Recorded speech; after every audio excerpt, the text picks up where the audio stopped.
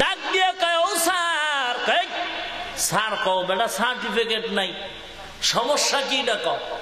সমস্যা পেটের ভিতরে সকাল দুপুর বিকাল ঠাডা পড়ে, ঔষধ দাও। গ্রামের মগা ডাক্তার, বই পড়া মুখস্থ করা ডাক্তার, বই খুলে পেট ব্যথার ঔষধ, কোন দিকে ব্যথা? কয় দিক ঠিক বুঝি না, পুরো পেটেই ব্যথা। এইবার দেখে বইয়ের মধ্যে লেখা একটা লিকুইড সিরাপের নাম। হ্যাঁ পাইছি, একটা লিকুইড সিরাপ, এটা 33 টাকা দাম। কেন? তবে এখনো খাইস না, ভেজাল আছে, বাড়ি গিয়ে খাবি। খাওয়ার নিয়ম শোন, বাড়ি গিয়া বিছানাটারে টাইট কইরা 2টা বালিশ রাখবি, একটা মাথার নিচে আর একটা মাথার উপরে। এরপরে পেট ভরে খানা খাবি। খানা খাওয়ার পরে হাত মুখ মুছে ধুয়ে তারপরে চোখ 2টা বিসমিল্লাহ ছাড়া বন্ধ করবি। বোতলটারে হাতে নিয়ে 3টা ঝাঁকি মারবি, মুখ খাটা কইলা বোতলের মুখ ভিতরে ঢুকায় দিবি। একটা টান মারবি বিসমিল্লাহ ছাড়া, একটা টান দিয়া পুরো ঔষধ সেবন করে বালিশে মাথাটা লাগায় দিবি। খোদায় যদি রহম করে ব্রেক হইতে দেরি আর হবে না। বলেন এই রোগীর ঔষধে অ্যাকশন হচ্ছে না রিয়াকশন? কথা কয় না? অ্যাকশন না রিয়াকশন? উন্নতি না অবনতি? কল্যাণ না অকল্যাণ? এই উদাহরণ দিয়ে আমি আপনাদের যে কথাটা বুঝাইতে চাইলাম, রোগীর দল লাইব্রেরি থেকে মুসলমান ডাক্তারি বই পইরা যদি ডাক্তার হওয়া যাইতো গো, তাহলে বাবার টাকা পয়সা খরচ করে 30 বছর 20 বছর বিদেশ গিয়া মাথার গাম পায়ে ফেলে লেখাপড়া করে MBBS আর FCPS এর ডিগ্রি আনার কোনো দরকার হতো না। বাংলা বুখারী আর বাংলা কোরআনের তরজমা, উর্দু কোরআনের তরজমা পড়ে যদি ফতুয়া দেওয়া যাইতো আর মুফতি হওয়া যাইতো, তাহলে আমাদের উলামায়ে কেরামদের 20 বছর 15 বছর দেওবন্দে ঘুরে ঘুরে আটার রুটি আর ডাউলের পানি খেয়ে লেখাপড়া করে তাহাজ্জুদ পড়ে কোরআন হাদিস পড়ে আলেম হওয়ার কোনো দরকার হতো না। বাংলা বই বইরেই মুফাসসির, বাংলা বুখারী বইরেই মুহাদ্দিস, উর্দু কোরআনের তাফসীর বইরেই মুফতি। মুক্তাদি যে কেউ হতে পারে, ইমাম যে কেউ হতে পারে না। রিকশাওয়ালা যদি মসজিদে নামাজ চলে মুক্তাদি হয়, যদি ইমামের পেছনে দাঁড়ায় বাধা আছে নাকি? গাঞ্জাখোর যদি মসজিদে নামাজ বাইদা দাঁড়ায় বাধা আছে নাকি? না না। মুসা নবী আশ্চর্যান্বিত হয়ে বললেন, হে খোদা, আমার থেকে বড় আলেম কে? বলে এখানে না, বহু দূর বহু দূর। একটু তুমি তাকে দেখা করায় দাও। আল্লাহ বলেন, মুসা যদি তাকে দেখতে চাও, মাথার তালু থেকে পায়ের তালু পর্যন্ত কষ্ট করে ঘাম ছুটায় দাও, সফর করো, আনলিমিটেড সফর করো, জায়গা নাই কিছু নাই, দৌড়াইতেই থাকো, দৌড়াইতেই থাকো। তোমার থেকে ইলমে বড় একজন আছে, তারে যদি পাইতে চাও, একটা মাছ ভাজি কইরা পাত্রের মধ্যে নিয়ে সফর করতে থাকো। করতে করতে এক জায়গায় গিয়া দেখবা 2 সমুদ্রের সঙ্গম স্থল, ওখানে গিয়া মাছটা লাফ দিয়া দৌড় দিবে, ওখানেই সেই আলেমের সন্ধান পাইবা। আমি ভাব অন্তর থেকে দূর করে দাও। হে মুমিন, আপনি বড় আলেম, আমি বড় প্রিন্সিপাল, আমি বড় আলেম, বড় মুফতি, বড় মুহাদ্দিস। আপনারা একটু বলেন তো, বর্তমান পৃথিবীতে, আচ্ছা পৃথিবীর খবর জানেন না, বাংলাদেশের দেখো, বর্তমান বাংলাদেশে যত বড় বড় বড় বড় বড় বড় বুজুর্গ, যার উপরে আমগো দেশে আর বড় নাই, এমনকি পৃথিবীর সবচেয়ে বড় বড় বড় বড় যারা এখন আছেন, আল্লামা তাকি ওসমানী বড় বড় একজন বড়, বাংলাদেশের আহমদ শফি দামাত বারাকাতুহুম বড় বড় একজন বড়। আপনারা একটু বুঝেন তো, ভালো করে বুঝে তাল মিলাইবেন না, জবাব দিবেন ইমানের সাথে। এই যত বড় বড় বলি, বলুন তো এরা কাসিম নানতবীর থেকে বড় কিনা? কথা বলেন। এত বড় বড় বলি বলেন, যত বড় এক জায়গায় করা হোক, শাহজালালের থেকে বড় কিনা? শাহপরানের থেকে বড়? হাজী এমদাদুল্লাহ মুহাজির মক্কির থেকে বড়? বড় পীর আব্দুল কাদের জিলানীর থেকে বড়? না খাজা মুঈনুদ্দিন চিশতি থেকে বড়? না না, কখনো তারা বড় না।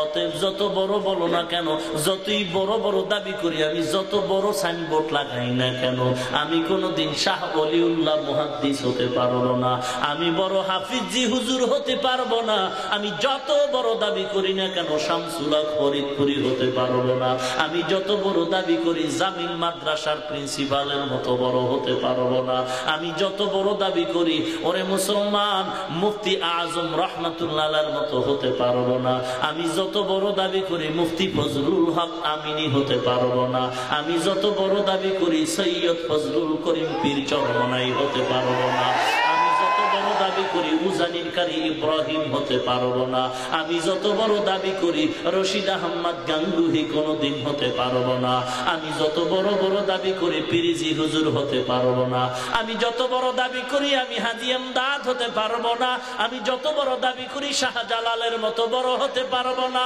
অতএব বড় বড় অহংকারী ছেড়ে দাও, নিজেকে ছোট বানায় দাও। এ টাকাওয়ালা ভাই, এ ক্ষমতাওয়ালা ভাই, তোমার কত ক্ষমতা টাকা, এক পালায় যদি ওজন দাও, তোমার নেতামি আর তোমার মাস্তানি টাকার গরম ক্ষমতার গরম যতই দেখাও, তুমি যত বড় টাকাওয়ালা হও না কেন, নমরুদ হামান সাদ্দাত কারুনের মতো তুমি এখনো তাদের মতো বড় মাস্তান হতে পারো না। কোটি টাকার মালিক দেখো অভাব হয় না দূর, গরিব ঘুমায় আরাম করে মনটা বাহাদুর। ফেরাউনের লাশটা দেখো মিশর জাদু ঘরে, খায় না মাটি পোকা মাছি সবাই ঘৃণা করে, হৃদয়ে থাকিবে যার নম্রতা সাদা, রহমত আসিবে সে তা প্রভুর ওয়াদা। বড়র বড়াই থাকলে দিলে রহমত আসবে না, নিজেকে নিজে ছোট মনে করিও সাদা। উঁচু জমিন থেকে পানি নিচু জমিনে যায়, তেমনি খোদার রহমত আসে নম্রতার হৃদয়। ভোগবিলাসের বাড়ি গাড়ি পরে রবে সব, ভোগবিলাসের বাড়ি গাড়ি পরে রবে সব, থাকতে সময় স্মরণ করো আল্লাহ আমার রব, থাকতে সময় স্মরণ করো আল্লাহ আমার রব। ভাইরা আমার, আল্লাহ পাক বলেন, হে মুমিন আমি আল্লাহকে ভয় কর এবং সাদিকিনদের বন্ধু হয়ে যাও। আল্লাহ গোটা দুনিয়ার মানুষ নিজেই বানাইছেন, সব কিছু বানানেওয়ালা খালেক হলেন আল্লাহ। মানুষ হলো এই খাক মাখলুকতের মধ্যে সর্বশ্রেষ্ঠ। খেয়াল করেন, আল্লাহ পাক মানুষ বানাবার আগে প্রথম মানব হিসাবে আদম রে মাটির দ্বারা বানাইছেন। বানায় আদম সাবধান, আমি তোর মুরব্বী, মুরব্বীর কথা ছাড়া চললে বিপদ। মুরব্বী না মানলে কপালে আগুন লাগে, আগুন লাগে, রাস্তায় কুত্তা দৌড়ায়, কোনো দাম নাই। এত কুকুর বগুড়া শহরে দৌড়ায়, কেউ যদি মারে ঠ্যাং ভাঙে চাকার তলে ফেলে, তার উপরও কোনো বিচারক নাই, জিজ্ঞাসার কেউ নাই। বড় লোকের বাড়ির মধ্যে একটা কুকুর পালতেছে, এরে মার দিলে মালিক যায় তার বিরোধিতা করতে, ঠিক নেই? কি বুঝলেন? রাস্তার কুকুরের কোনো দাম নাই, কারণ তার পেছনে কোনো মালিক নাই। বাড়ির মধ্যে কুকুরের কেন এত দাম? বলে তার পেছনে মালিক আছে। ওরে বান্দা, জঙ্গলের গরু ছাগলের দাম নাই, বাড়ির গরু ছাগলের দাম। জঙ্গলের হরিণের দাম নাই, পালা হরিণের দাম। জঙ্গলার হিংস্র প্রাণীর দাম নাই, বাড়ির প্রাণীর দাম আছে। আকাশে পাখি ওরে কোনো দাম নাই, খাঁচার পাখির বনে অনেক দাম। একটু যদি আঘাত করে বিচারের জন্য দাঁড়াইতে হয়। ওরে যেই বান্দা আল্লাহরে মুরব্বি ছাড়া মন মতো জিন্দেগি চালায়, এর কোনো দাম নাই, কোনো দাম নাই। যেই বান্দা আল্লাহর মোহব্বত নিয়ে চলে, মুরব্বি মেনে চলে, তার দাম ফেরেশতার চেয়েও অনেক বেশি। আল্লাহ আদম রে বানায়, আমি তোর মুরব্বী, সাবধান, মুরব্বীর আদেশ মানা লাগবে, সাবধান। আদমকে বানাইয়া আদমের পাজরের হাড্ডি থেকে আম্মা জান হাওয়া আলাইহা সালামকে বানালেন। আম্মা জান হাওয়া আলাইহা সালামকে বানাবার পরে আল্লাহ পাক একটা নির্দেশনা দিলেন, ইয়া আদম উসকুন আনতা ওয়া যাওজুকাল জান্নাহ ওয়া কুলা মিনহা রাগাদান হাইসু শি'তুমা ওয়া লা তাকরাবা হাযিহিশ শাজারা ফাতাকুনা মিনাজ যালিমিন।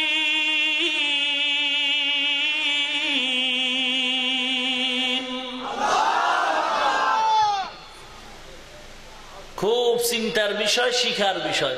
ইয়া আদম উসকুন আনতা ওয়া যাওজুকাল জান্নাহ ওয়া কুলা মিনহা রাগাদান হাইসু শি'তুমা ওয়া লা তাকরাবা হাযিহিশ শাজারা ফাতাকুনা মিনাজ যালিমিন।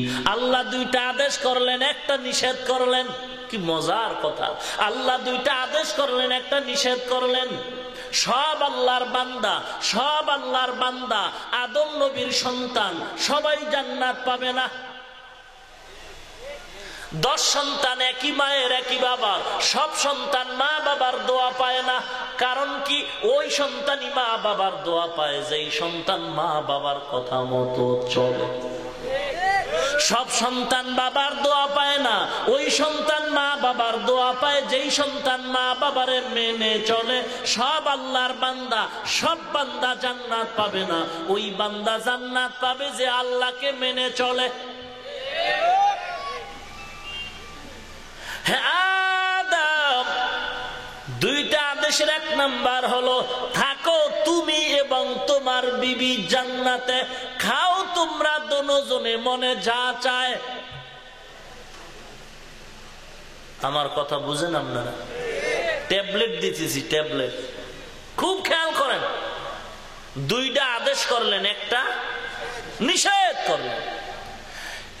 থাকার একটা আদেশ, খানার একটা আদেশ। খুব খেয়াল করেন। আনতা ওয়া যাওজুকাল জান্নাতা, থাকো তুমি এবং তোমার বিবি জান্নাতে, খাও তোমরা দুজনে মনে যা চায়। থাকার বেলায় বললেন এক ভঙ্গিতে, খানার বেলায় বললেন আলাদা ভঙ্গিতে। থাকার কথা বললেন তুমি এবং তোমার বিবি, খানার বেলায় তুমি আর তোমার বিবি না, দুজনে খাও। বলতে গিয়া যখন ভঙ্গি আলাদা, তাহলে বুঝার ব্যাপারটাও আলাদা না? কথা বলেন, বুঝার চেষ্টা করেন। এ নারীর দল, ও মা, ও বোনেরা, মা বোন আসেনি বগুড়ায়? কথা বলেন না কেন? এ পর্দার অন্তরালের মা,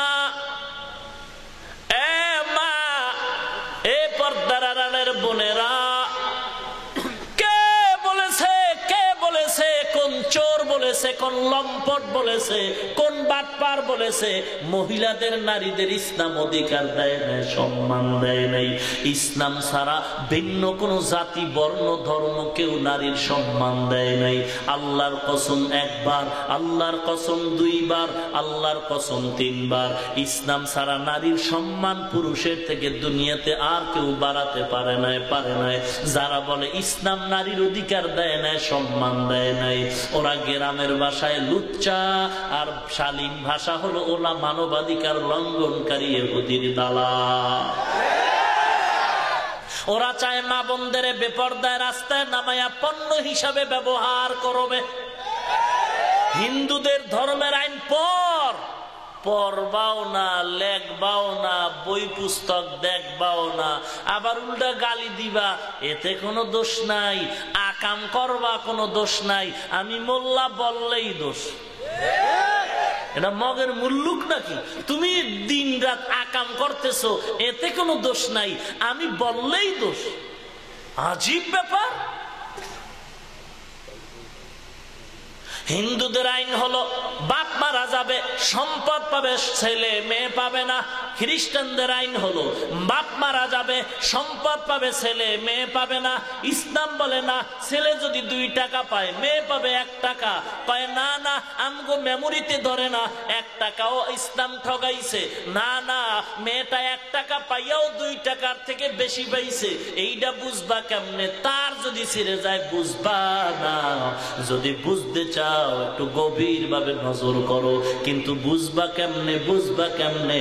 আমার মা বোনের হাজার হাজার ডিগ্রি যদি নাও, ডিগ্রি নিছো 40, 50, 60টা, অনেক ডিগ্রি, অনেক ডিগ্রি, অনেক ডিগ্রি, অনেক ডিগ্রি যদি নাও, হে মা, যত ডিগ্রি নাও, জ্ঞান কিন্তু পুরুষের থেকে অর্ধেক জ্ঞান।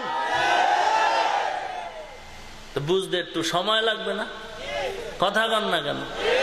যত ডিগ্রি মহিলা নেক না কেন, পুরুষের জ্ঞানের বেশি না অর্ধেক?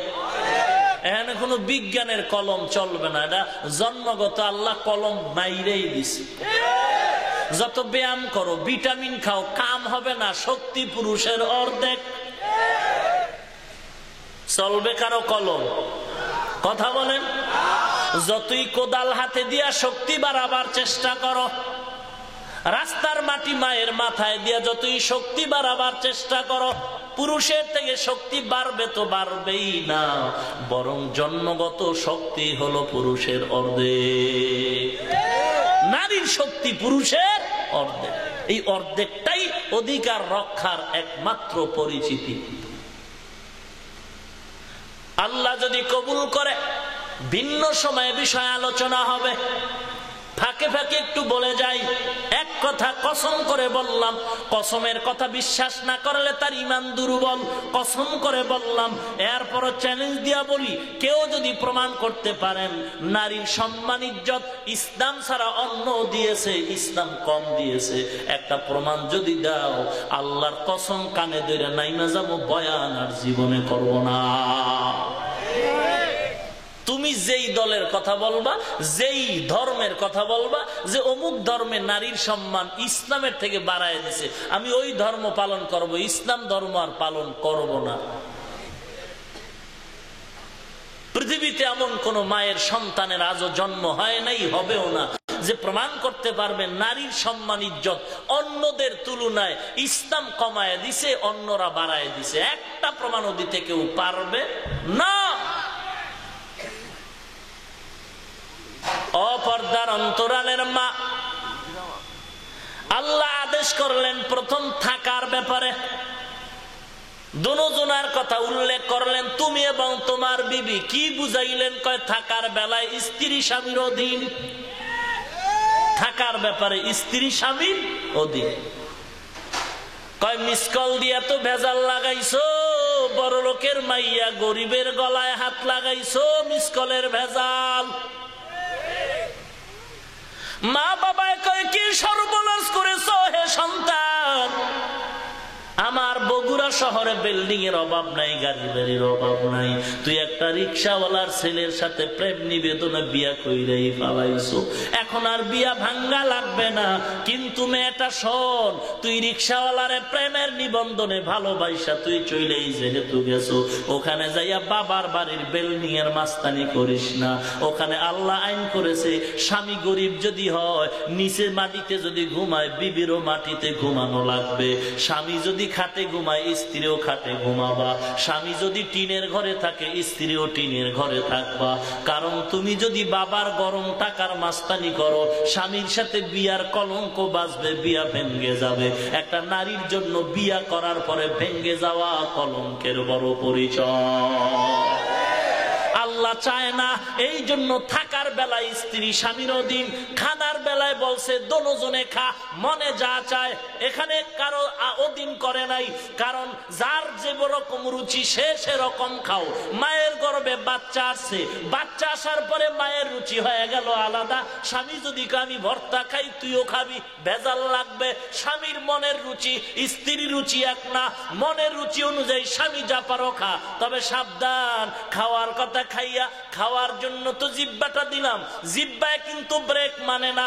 সাবধান, যা মনে চায় তা খা, তবে আমি বেড়া দিয়া দিলাম, অন্যেরটা খাইস না, সুদের টাকা খাইস না।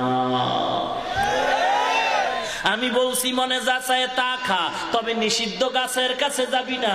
আমি বলছি যা মনে চায় তা খাবি, সুদের টাকা খাবি না। আমি বলছি মনে যা চায় তা খাবি, অন্যের হক জুলুম করে খাবি না। রিক্সাওয়ালার ভাড়াটা মারবি না, দোকানওয়ালার দোকানের টাকা বাকি রাখবি না। খা, যারা আছে তার দা খা, গরিবের দা খাও কা। কয় মরাডারে মারো কা, কয় লড়ে কা। তুই বড় লোকের আছে ওটা খা, মনের মানানো যায়। কিন্তু যেই গরিবের বেতন না দিলে চুলায় আগুন জ্বলে না, একটা কেন খাও, একটা কেন খাও। পাও ধরে বলি জুলুম করিও না রে বাবা। একটা গরিব যদি চুলায় আগুন না জ্বলে আর ক্ষুধার তৃষ্ণায় যদি বলে এই নিঃশ্বাসটার কারণে তোর ফ্যামিলি শুদ্ধ ধ্বংস হয়ে যাবি। গরিবের নিঃশ্বাস বড় কঠিন। খাইতেই যদি চাও বড় লোকেরটা খাও, ওরটা দনমের মতো খাইলেও তো কমতো না। যারটা নাই হেরটা খাও কেন? আল্লাহ আপনি আমাদের সকলকে হেদায়েত দান করেন। আরো আস্তে করে বলেন, আরো আস্তে করে বলেন। কেউ আমাদের সাথে আপনাদের কোনো দুশ্মনী আছে? তাহলে আমাদের উল্টা করেন কেন? কমন মানেন না কেন? আস্তে বলতে বললে জোরে বলেন কেন? হ্যাঁ, ভেজাল তো শুরু হয়ে গেছে। আমাদের কমান মানতে চায় না দেশের জনগণ। আমাদের টুপিওয়ালা, পাগড়িওয়ালা, দাড়িওয়ালার ফতুয়া বাংলার মানুষ অধিকাংশ মজা পায় না। এখন বাংলাদেশের অধিকাংশ মুসলমান প্যান্ট শার্ট টাইওয়ালার ফতুয়ায় বড় মজা পায়। কি দুঃখ, কি দুঃখ গো। সাবধান, আদার ব্যাপারী জাহাজের খবর নিস না, সাবধান। আদার ব্যাপারী জাহাজের খবর নিও না, সাবধান। বগুড়া শহরে ডাক্তার সাহেব চেম্বার খুলে বসছেন। গ্রামের এক পাগল মার্কা রুগী এমবিবিএস ডাক্তারের চেম্বারে ঢুকে কয়, স্যার একটা পেট ব্যথার ট্যাবলেট দেন। কি ব্যথার ট্যাবলেট? এই কথা শুনেননি না? ঘুমান। আপনাদের বগুড়া এমবিবিএস ডাক্তার আসেনি? গ্রামের রুগী একা, স্যার একটা ট্যাবলেট দেন। কিসের? স্যারে কয় 500 টাকার ভিজিট মার। রুগী কয় ট্যাবলেটের দাম কত? কয় 3.5 টাকা। রোগীর মাথা গরম, কয় চান্দি গরম হয়ে গেল, তার মার ছিঁড়ে গেল নাকি? 3 টাকার ট্যাবলেট খাবো, 500 টাকার ভিজিট দিয়া ব্যাপার কি? স্যার কি ব্যাপার? 3 টাকার ট্যাবলেটে 500 টাকার ভিজিট, মগের মূল্য হয়ে গেল নাকি? এত ডিমান্ড কেন? এত ডিমান্ড কেন? এত ডিমান্ড কেন? রুগী কথা কম কা। আমার থেকে যদি 3 টাকার ট্যাবলেট নাও, কলমের খোসায় 500 টাকা দেওয়া লাগবে। যদি 500 টাকা দিতে না চাও, বক বক করিস না, কবিরাজের অভাব নাই, তেল পরা পানি পরা তাবিজ লাগায় খা। কয় কবিরাজের তেল পরা পানি পরা নিব, কিন্তু আপনার বিজিটা তো বেশি কেন? কয় মাথার দিয়ে তাকায় দেখছো চান্দি খালি চুল নাই। বাবার টাকা পয়সা খরচ করে রাতের ঘুম নষ্ট করে বিদেশ গিয়া লেখাপড়া করে করে মাথা গরম করে ঘুম নষ্ট করে এমবিবিএস এফসিপিএস এর ডিগ্রি নিয়ে আসছি। আমার লেখাপড়ার দাম আছে, একটা কলমের খোসার দাম 500 টাকা। মন চাইলে ট্যাবলেট নিবি, না হয় আমার থেকে দূরে যাবি, সমালোচনা করবি না। রোগী কয় তোমার মতো ডাক্তারের গুল্লি মারি, আমি কালকেই ডাক্তার হয়ে যাইতেছি। এবার রুগী নিজেই ডাক্তার হওয়ার নিয়তে বগুড়ার লাইব্রেরিতে গিয়া কয়, লাইব্রেরিওয়ালা ঔষধের বই আসেনি? হ্যাঁ, একটা বই দে। লাইব্রেরির থেকে একটা ঔষধের বই কিনে বাড়ি যায়। বাড়ি যায় আর জানালা দরওয়াজা আটকায় বই মুখস্থ করে। মাথা ব্যথার ট্যাবলেট কি কয়? ডানের ব্যথার ট্যাবলেট আলাদা, বাম দিকের ব্যথার ট্যাবলেট আলাদা। পেট ব্যথা ডানে করলে ট্যাবলেট আলাদা, বামে করলে ট্যাবলেট আলাদা। এরকম এক সপ্তাহ শর্ট করছে, বইডারে মুখস্থ করে রেডি হয়ে গেছে। আমি এখন একটা ব্যানার টানায় বসলে রোগী বাঁচাইতে না পারলেও তো মারতে পারবো, অসুবিধা তো আর নাই। এইবার সিপা গল্লির ভিতরে একটা ব্যানার টানায় কয় ভিজিট লাগবে না, আয় তোরা আয়। বগুড়ার চিপাগল্লির ভিতরে একটা ব্যানার টানাইছে, রুগী ডাকতেছে, এক মগা রুগী হাজির। ডাক দিয়ে কয় ও স্যার। স্যার কও বেটা, সার্টিফিকেট নাই। সমস্যা কি ডাক? সমস্যা পেটের ভিতরে সকাল দুপুর বিকাল ঠান্ডা পড়ে, ঔষধ দাও। গ্রামের মগা ডাক্তার, বই পড়া মুখস্থ করা ডাক্তার, বই খুলে পেট ব্যথার ঔষধ, কোন দিকে ব্যথা কয় দিক টিক বুঝি না, পুরো পেটেই ব্যথা।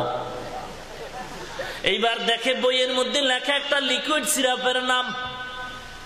হ্যাঁ পাইছি, একটা লিকুইড সিরাপ, এটা 33 টাকা দাম। কেন? তবে এখনো খাইস না, ভেজাল আছে, বাড়ি গিয়ে খাবি। খাওয়ার নিয়ম শোন। বাড়ি গিয়া বিছানাটারে টাইট কইরা 2টা বালিশ রাখবি, একটা মাথার নিচে আর একটা মাথার উপরে। এরপরে পেট ভরে খানা খাবি। খানা খাওয়ার পরে হাত মুখ মুছে ধুয়ে তারপরে চোখ 2টা বিসমিল্লাহ ছাড়া বন্ধ করবি। বোতলটারে হাতে নিয়ে 3টা ঝাঁকি মারবি, মুখ খাটা কইলা বোতলের মুখ ভিতরে ঢুকায় দিবি। একটা টান মারবি বিসমিল্লাহ ছাড়া, একটা টান দিয়া পুরো ঔষধ সেবন করে বালিশে মাথাটা লাগায় দিবি। খোদায় যদি রহম করে ব্রেক হইতে দেরি আর হবে না। বলেন এই রোগীর ঔষধে অ্যাকশন হচ্ছে না রিয়াকশন? কথা কয় না? অ্যাকশন না রিয়াকশন? উন্নতি না অবনতি? কল্যাণ না অকল্যাণ? এই উদাহরণ দিয়ে আমি আপনাদের যে কথাটা বুঝাইতে চাইলাম, রোগীর দল লাইব্রেরি থেকে মুসলমান ডাক্তারি বই পইরা যদি ডাক্তার হওয়া যাইতো গো, তাহলে বাবার টাকা পয়সা খরচ করে 30 বছর 20 বছর বিদেশ গিয়া মাথার গাম পায়ে ফেলে লেখাপড়া করে MBBS আর FCBS এর ডিগ্রি আনার কোনো দরকার হতো না।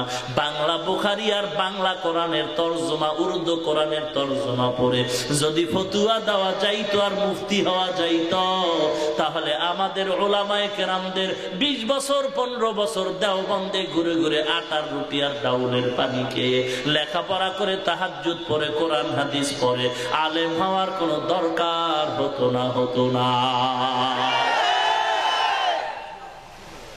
বাংলা বই বইরেই মুফাসসির, বাংলা বুখারী বইরেই মুহাদ্দিস, উর্দু কোরআনের তাফসীর বইরেই মুফতি। মুক্তাদি যে কেউ হতে পারে, ইমাম যে কেউ হতে পারে না। রিকশাওয়ালা যদি মসজিদে নামাজ চলে মুক্তাদি হয়, যদি ইমামের পেছনে দাঁড়ায় বাধা আছে নাকি? গাঞ্জাখোরও যদি মসজিদে নামাজ বাইদা দাঁড়ায় বাধা আছে নাকি? না না। সময় খুবই কম, বলেন বলেন।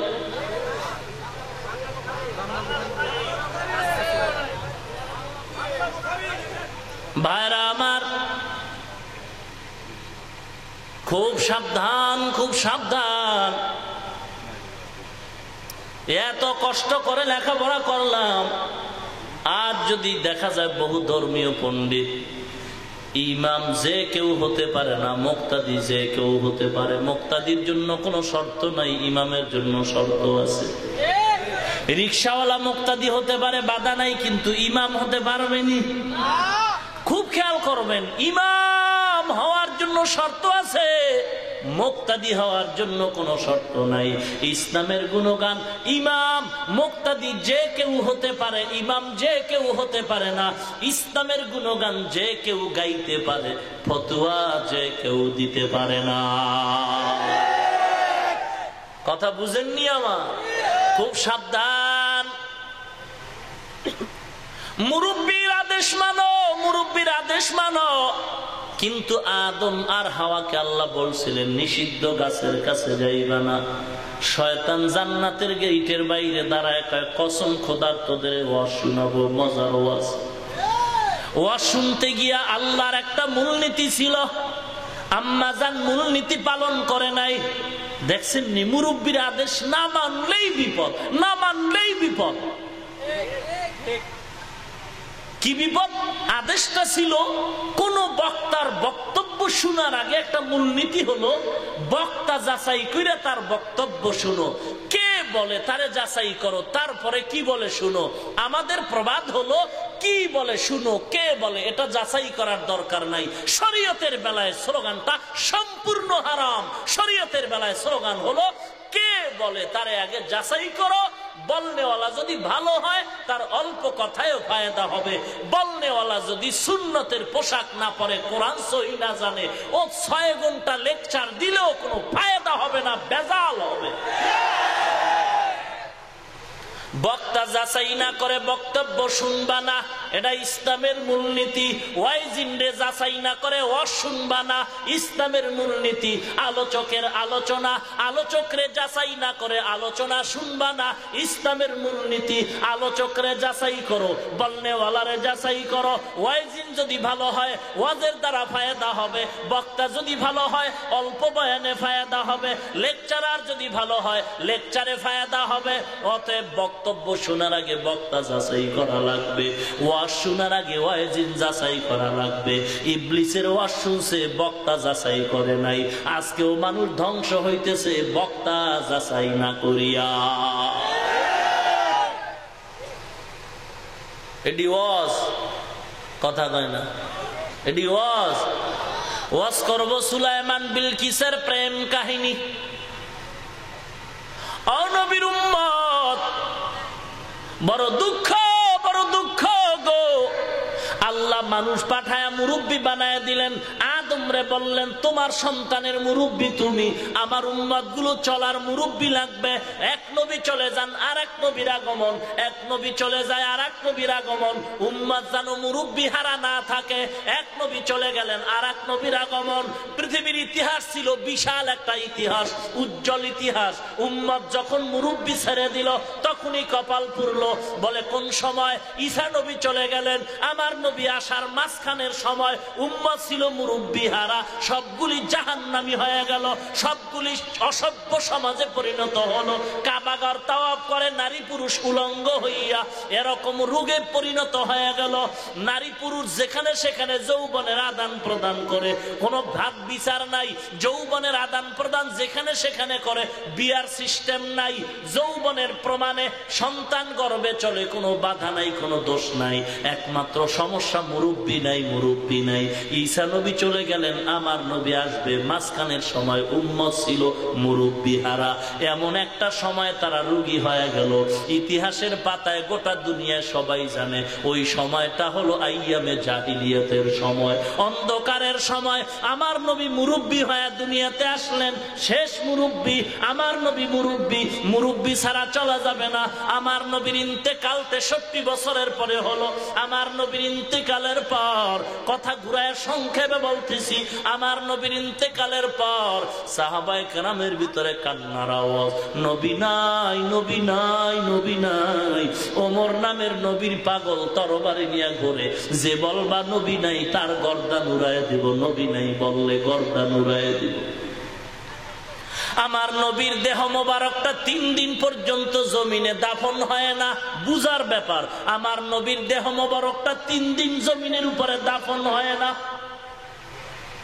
ওমর তরবারি নিয়ে ঘুরে, যে বলবি নবী নাই তার গর্দান উড়াইয়া দিব। আবু বকর দৌড়ায়, ওমর কই কই। আবু বকর ওমরের কানে গিয়া কোরআনের আয়াত শুনায়া দিলেন, ইন্নাকা মাইয়িতুন ওয়া ইন্নাহুম মাইয়িতুন কুল্লু নাফসিন যায়িকাতুল মাউত। আয়াত শুনায়া দেওয়া পরে ওমর আয়াতের ভিতরে মুরাকাবা করলো, তরবারি ফালায়া কান্না, বেহুশ হয়ে গেল। আসলেই তো মরণ হবে, নবীর দাফন হয় না।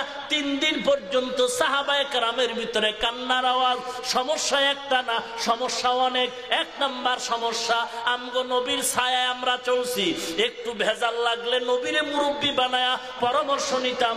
এখন নবী চলে গেছেন, নবী তো বলে যায় নাই আমার পরে আবু বকর মুরব্বী, আমার পরে ওমর মুরব্বী। কোন হাদিসেও নবী বলেন নাই, আল্লাহও বলে নাই আমার নবীর বিদায়ের পরে কে হবে মুরব্বী। এ কথা কোরআনেও বলা হয় নাই, আমার নবীর বিদায়ের পরে কে হবে মুরব্বী। এ কথা হাদিসেও বলা হয় নাই। সাহাবায়ে কেরাম চিন্তায় পড়ে গেল, আমার নবীর বিদায়ের পর আমরা কার মুরব্বী, কার পরামর্শে চলবো। নবী তো কারো নাম বলে যায় নাই, হাদিসেও বলে নাই, কোরআনেও বলে নাই। পরামর্শ করো কাকে মুরব্বী বানানো যায়। মুরব্বী ছাড়া সমাজ চলবে না। সবাই পরামর্শে বসে গেল। হাদিসের মধ্যে তাকাও, নবীর কোন ইশারা আছে নাকি? ইশারা কোথায় পাও? এইবার তালাশ করতে করতে পেল, আমার নবী অসুস্থ, বিছানায় পড়ে গেলেন, ইমামতির মুসাল্লায় যাইতে পারেন না। আমার নবী ডেকে বললেন, ও সাহাবায়ে কেরাম, আমি বড় অসুস্থ, আমার সাহাবী আবু বকরকে নামাজ শেষ করতে বলো, ইমামতি করতে বলো। কয়েকজন সাহাবা আমার নবীর কানের মোবারকে আইসা ডাক দিয়া বলেন, পয়গম্বর, আবু বকরের দিলটা নরম, ইমামতি করতে গিয়া কান্নায় নামাজ শেষ করতে পারবে না। ওমরের দিলটা বড় মজবুত, সাহস বেশি, ওমরের ইমাম বানায় দেন। আমার নবী তিনবার বললেন, ওমর না আবু বকর, ওমর না আবু বকর, ওমর না আবু বকর। এখান থেকে বোঝা গেল ওমরের থেকে আবু বকরের সম্মান বেশি, অতএব মুরব্বী হবে আবু বকর।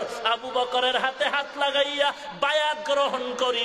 এখন পর্যন্ত নবী যতদিন থাকবে না, নবীর বিদায়ের পরে আমরা আবু বকরের মরণ পর্যন্ত আমরা প্রধান খলিফা আবু বকরকে বানায় নিলাম।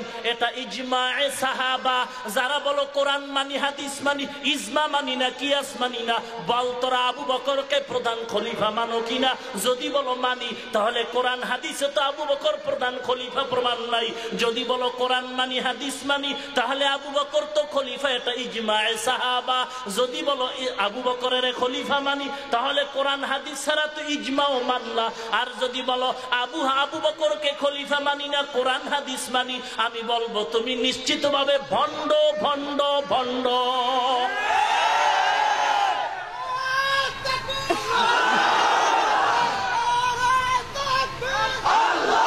আমার সংক্ষেপ কথা, বান্দা মোবাইল নিয়ে নামাজে মসজিদে দাঁড়াইছে, চকসুত্রাপুর মসজিদে, মোবাইলে ধুমতারাক্কা গানের আওয়াজ, রিংটোন বাজতেছে নামাজে, এমন জোরে আওয়াজ, মোবাইলের রিংটোন বন্ধ করতে মনেই নাই। এখন কি করবে? মোবাইলের রিংটোনে নিজের নামাজও শেষ, ডাইনে বামের নামাজেরও ক্ষতি হয়। ও কোরআন হাদিস মাননেওয়ালা, ফতুয়া দাও, কোরআন থেকে হাদিস থেকে, মন গড়া ফতুয়া মানি না, অন্য ফতুয়া চলবে না। কোরআন দিয়া দলিল দাও, হাদিস দিয়া ফতুয়া দাও। মোবাইলওয়ালা এখন কি করব? মোবাইল ছেড়ে দিব নাকি নামাজ বাদ দিব? ফতুয়া দিবা কোরআন হাদিসে। মোবাইল কি কোরআন হাদিসে আছে নাকি? নবীর যুগে ছিল। অতএব সাবধান, এগুলো শুধু ধোঁকা আর ধোঁকা আর ধোঁকা। আজকে বলে মুরব্বী চাই না, ইমাম চাই না, আমরা কোনো মাযহাব মানি না, ইমাম মানি না, পীর মানি না, তাবলীগ মানি না, কোরআন মানি, হাদিস মানি। আমি বলবো তারা হাদিসও মানে না, কোরআনও তারা মানে না। ভাইরা আমার, শুধু এতটুকুই না, ইমাম আবু হানিফাকে বলে মুনাফিক। আমি বলবো কে ইমামে আজম আবু হানিফা? এত বড় ওলিয়ে কামেল, যিনি 40 বছর এশা রোজু দিয়ে ফজরের নামাজ পড়েছেন। ইমামে আজম আবু হানিফা, কমের কথা বলি, 3 জন সাহাবার সাক্ষাৎ পেয়েছেন। ইমাম আবু হানিফা এত বড় ওলিয়ে কামেল, এত বড় মুহাদ্দিস, বলে হাদিস জানে না। হাদিস যদি না জানতো, মুসনাদে আবু হানিফা নামের কিতাব আবু হানিফা কিভাবে লেখলেন? বিশাল হাদিসের কিতাব। অতএব আবু হানিফারে জ্বালা গালি দেয়। আমি বলবো তারা বেয়াদব ছাড়া কিচ্ছুই না। لقد زانا البلاد ومن عليها إمام المسلمين أبو حنيفة أبو حنيفة بود إمام باسفر آسراج উম্মতানে মুস্তফা। হাদিস মানি সব মানো না, কিছু কিছু মানো। যদি বলো সব হাদিস মানি, কেমনে মানো? বাস্তবায়ন না মুখে মুখে, কয় বাস্তবায়ন। তাহলে হাদিসে আছে নবী কোনো একদিন দাঁড়ায় প্রস্রাব করেছিলেন, তুইও কর। হাদিসে আছে নবী 9 বিয়ে করেছেন, তুমিও করো। করা যাবে? ওরে একটা ঠিক করতে বা ঠিক রাখতে বড় কঠিন, আবার 9টা চামড়া খুললে বলাইব জোতার বাড়ির ঠেলায়। ঠিক কিনা বলেন ভাইরা আমার? অতএব হাদিস মানি বলে সব মানি না বুখারী মানি, বুখারীর কোন হাদিস বলে সহিহ হাদিস মানি। সহিহ মানতে গিয়েও তো মতানৈক্য আছে। সহিহ হাদিস কোনটা? ইমাম মুসলিম রাহমাতুল্লাহ আলাইহি বলেন সহিহ হাদিসের ব্যাখ্যা আলাদা, ইমাম বুখারী রাহমাতুল্লাহ আলাইহি বলেন সহিহ হাদিস আমার ব্যাখ্যায় আলাদা। এখন কার ব্যাখ্যা মানো? ইমাম বুখারীর ব্যাখ্যায় সহিহ হাদিস মানো নাকি ইমাম মুসলিম রাহমাতুল্লাহ আলাইহির ব্যাখ্যায় সহিহ হাদিস মানো? যদি বলো ইমাম মুসলিমের ব্যাখ্যায় মানি অথবা ইমাম বুখারীর ব্যাখ্যা মানি, তাহলে ব্যক্তি ইমাম বুখারীর ব্যক্তির কথা মাইনা তো হাদিস মানলা, ইমাম মুসলিম ব্যক্তি মাইনা তো হাদিস মানলা। ব্যক্তি মানাটাই তো মাযহাব। এক এক ব্যক্তির এক একটা মত, মতরে আরবিতে বলে মাযহাব। মাযহাব নবীর যুগে মাযহাব নাই। নবী কি হানাফি ছিলেন? নবী কি হাম্বলি ছিলেন? নবী কি মালিকি ছিলেন? নবী কি মালিকি ছিলেন নাকি শাফিঈ ছিলেন? নবী কিছু করে নাই তো আমরাও করি না, নবী মাযহাব মানে নাই তো আমরাও মানব না। নবী তো কোনোদিন মুক্তাদি হইয়া ইমামের পেছনে নামাজ পড়ে নাই, তুই পড়ো কা? নবী যা করে নাই আমরা করব না, এগুলো সব ভুয়া কথা, ভুয়া কথা, বাজে কথা, সব ভেজালের পেছনে। তো কারণটা কি? কি কাজ করতেছে রে মুসলমান? আমি বলবো একটা মেডিসিনের বড় অভাব। এই ভেজালের পেছনে একটা মেডিসিনের অভাব। ওই মেডিসিনটার নাম হলো কোরআনের ভাষায় তাকওয়া।